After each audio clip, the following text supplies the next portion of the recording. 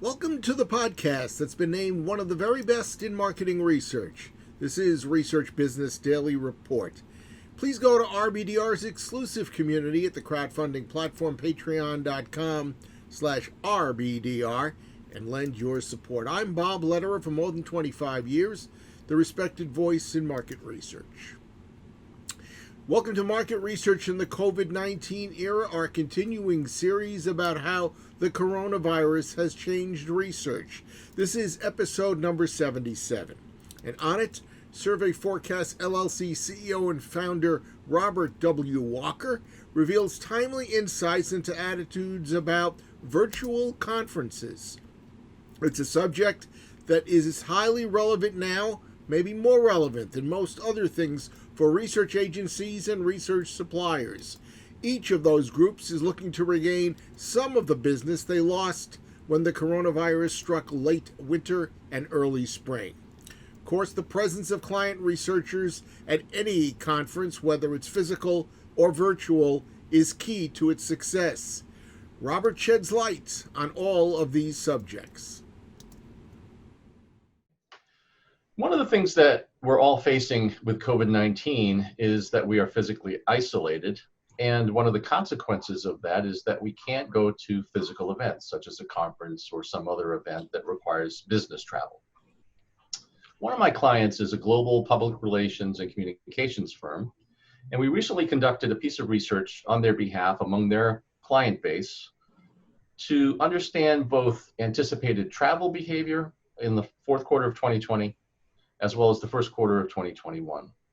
And then in addition to some of their anticipated travel, try to understand what people are looking for, business travelers, those that travel to events and conferences, those that exhibit at conferences, trying to understand whether they perceive a virtual event as effective and as interesting and as informative as a physical event. And what are the characteristics, the things that they are looking for in terms of a virtual event? What are the things that will make it a memorable and useful experience? So one of the things that we asked was, what are your future plans for business travel in the fourth quarter? And in terms of planning. And one of the things that we found is that people are simply unable to make definitive plans for Q4. They're still awaiting some sort of a decision, pending a medical breakthrough or some other information from health officials. And this extends into the first quarter of 2021, when they're still not sure whether they're going to be able to do any kind of business travel at all. Among those that are able to make some form of business travel decision in the fourth quarter, most are they're not in a position to be able to make a firm decision until sometime in October or November when they have more information. One of the other things that we asked our respondents was whether there were specific things that they could do as an offset to make them more comfortable, or reassurances that they could take, the event presenters or coordinators could take, to make a physical event palatable or at least acceptable. And even with all of the extra assurances that an event provider could offer, most people are saying they're simply unwilling or unable to attend a physical event. So virtual is clearly here to stay. We knew that obviously when COVID hit, and we were all doing Zoom meetings all the time on many different fronts. But with respect to virtual events, one of the things that we wanted to try to understand is what kind of a duration for a virtual event can you legitimately execute? Most are saying the maximum is a day. Potent, powerful experience in terms of learning and knowledge and overall positive experience if it's executed well, if it's got good production, good speakers, good content, a good agenda, and overwhelmingly respondents said, yes, you can. So a virtual event can compete with a physical event. It just has to make sure, the event coordinators and providers need to make sure that the materials, that the information that's provided about the event, that those are all top tier. If we're just trying to do a virtual event because we're doing a virtual event, that's just not going to fly. Make things clear and simple. Provide information about the agenda, provide information about the speakers, the dates, the times. Make it easy to follow for people who are attending a virtual event. That's number one.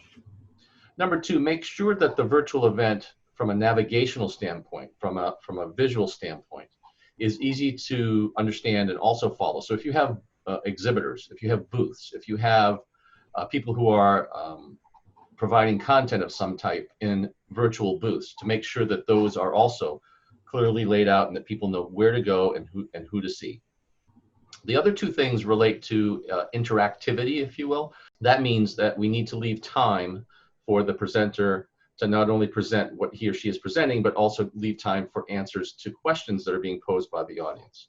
A lot of times a presenter will finish at the top of the hour, and there will not be sufficient time to ask questions and hear thoughtful answers. So leave a buffer of time for the presenter to answer questions from the audience.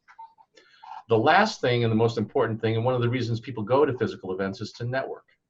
One of the things that we saw very clearly from the data was if you provide an opportunity for people, for attendees, to network with other people at the virtual event, that goes a long way from a physical event to overcoming in a virtual environment the need to network, the need to meet with people one-on-one. So that can either be in the form of prearranged meetings set up on a schedule or some other type of format, but the ability to network, to meet with people who are attending, with the people who are in the exhibitor booths or who are presenters, is really essential. So those are the highlights from this piece of research. We're very happy to share more of the data with you. And if you'd like a copy of what Robert's report actually shows, we'd be glad to help you get access to it. Go to the description box underneath today's video, and we will take care of it and send it your way. Hey, we want your point of view about how research has been impacted by the coronavirus. It's really part and parcel of this RBDR series. If you do help, aside from the helpful insight that you'll be providing us, the video that we will jointly help create with you becomes a free promotion tool, something that you and your business can put to very good effect. So please email me the ideas and feelings you have about the coronavirus and how it is affecting the research industry. The email address is rflbob@gmail.com. That wraps up today's Research Business Daily Report. Now, if you make it a habit to watch us, whether it's every day or maybe once a week or maybe just every other week or so, we want to thank you for being a viewer. Because each time that you spend time with us, we hope that you find RBDR to be time well spent. And when you do, please recommend a video here or there to friends and peers that you really feel can benefit from the information we've provided. We hope that you'll also consider becoming an RBDR Patreon supporter. It's easy to do when you visit patreon.com/RBDR. Hope you have a great research day, and we'll see you back here with us tomorrow.